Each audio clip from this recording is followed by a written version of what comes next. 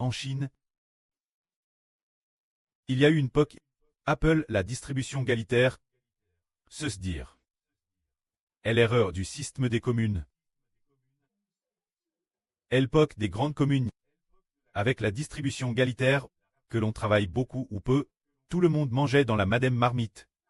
Madame, si l'on travaillait très dur, ou si l'on paraissait toute la journée, la nourriture que l'on obtenait était exactement la madame. Tout le monde recevait une part égale.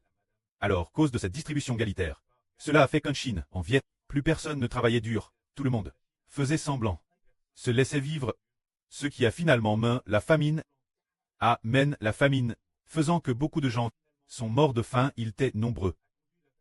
La Chine de cette époque était extrêmement pauvre, en pratiquant la distribution égalitaire. Plus tard, après l'arrivée au pouvoir de Deng Xiaoping, il n'y a plus eu de distribution égalitaire, il a te dit de suivre la prospérité commune, mais que ceux qui s'enrichissent en premier s'enrichissent d'abord, pour ensuite entraîner ceux qui s'enrichissent plus tard. Ainsi, l'économie chinoise développe grande vitesse. Selon les capacités de chacun, selon ses efforts, la récompense obtenue lui appartenait, elle n'était pas collectivise. Selon l'effort fourni, on obtenait autant, il suffisait de payer un peu d'umpt et c'est tout. C'est ainsi que le peuple a eu de quoi manger. Et qu'il y a eu aussi beaucoup d'industries. Alors, cela se passe dans les nations du monde appartenant à Satan. Ils comprennent pourtant qu'on ne peut pas faire de distribution égalitaire. Ils disent qu'au final, cause de la distribution égalitaire, tout le monde a fini par très pauvre. Ils en ont tiré une phrase qui dit « La pratique est le seul critre de vrai ». Ils ont conclu de la pratique en disant que la distribution égalitaire, cette distribution ne marche pas. Alors que disons-nous? Que dit notre Seigneur Jésus-Christ? Il dit « Car on donnera à celui qui a et il sera dans l'abondance. Mais celui qui n'a pas, on lui taira madame ce qu'il a. » Parce que nous voyons vraiment que si quelqu'un porte du fruit, les frères et sœurs qui portent beaucoup de fruits, il faut leur confier davantage de missions et de responsabilités. Car en confiant plus ses frères et sœurs, le retour obtenu, la fin sera très grand. Car le Seigneur Jésus-Christ a dit ainsi, tout sarment qui porte du fruit, mon prêt le monde, afin qu'il porte encore plus de fruits. Alors nous aujourd'hui, les frères et sœurs comprennent aussi que nous allons ensuite devoir faire face au fait d'amener toutes les nations et tribus, parmi toutes les nations et tribus, les enfants qui appartiennent Dieu au Christ, et Israël, de les ramener dans le royaume des cieux, de les ramener dans la maison céleste. C'est une grande mission. Est-ce que cela demande tout le monde d'avoir une responsabilité également partage? Non.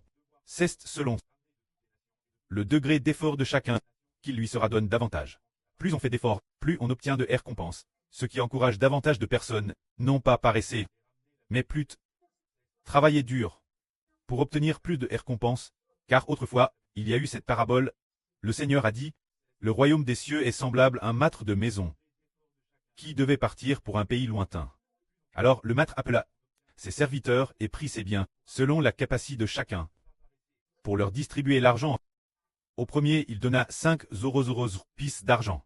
Ce serviteur, quant au deuxième, le maître lui donna 2 pièces d'argent, les distribuant au second serviteur, et il donna 1 pièce d'argent. Au troisième serviteur, après cela, ce maître partit pour un pays lointain. Il devait recevoir l'autorité royale avant de revenir. Par la suite, en effet, il a obtenu le pouvoir royal et est devenu roi. Son retour, il régla les comptes avec ses serviteurs. Ensuite, ses serviteurs, celui qui avait les 5 vint dire au maître, « Maître, tu m'as donné 5 pièces d'argent. Regarde, jeune et gagne 5 de plus. » Le maître dit, « C'est bien, tu as bien fait. Intendant diligent et sage. Tu as bien agi. Je te confierai de plus grandes responsabilités. Viens avec moi. Partagez la joie de ton maître. » Le second serviteur dit, « Maître, tu m'as donné 2 pièces d'argent. Regarde, jeune et gagne 2 de plus. » Le maître dit, « Oh, tu as bien fait toi aussi. Viens toi aussi avec moi. Partagez ma joie, je te confierai de plus grandes responsabilités, toi aussi. » Quant au troisième serviteur, il dit, « Maître, tu m'as donné 1 pièce d'argent. J'ai toujours eu peur de toi. Alors j'ai caché ton argent dans la terre, maintenant je le déterre. Voici ton argent, les 1 pièce, tel quel. Je te le rends exactement comme il t'est. » Le maître se mit en colère, et dit, « Serviteur méchant et paresseux. Pourquoi n'as-tu pas pensé placer mon argent à la banque, mon retour, je l'aurais retiré avec les intres. » Puis le maître dit, « Prenez-lui ces 1 pièce d'argent.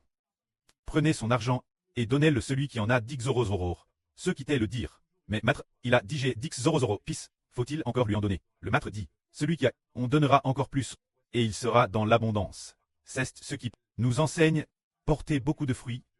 Puisque nous portons du fruit, nous devons en porter encore plus. Afin que nos fruits soient abondants. Chaque fois que l'occasion se présente, nous devons porter du fruit, que la gloire soit auprès et au Seigneur. Amen.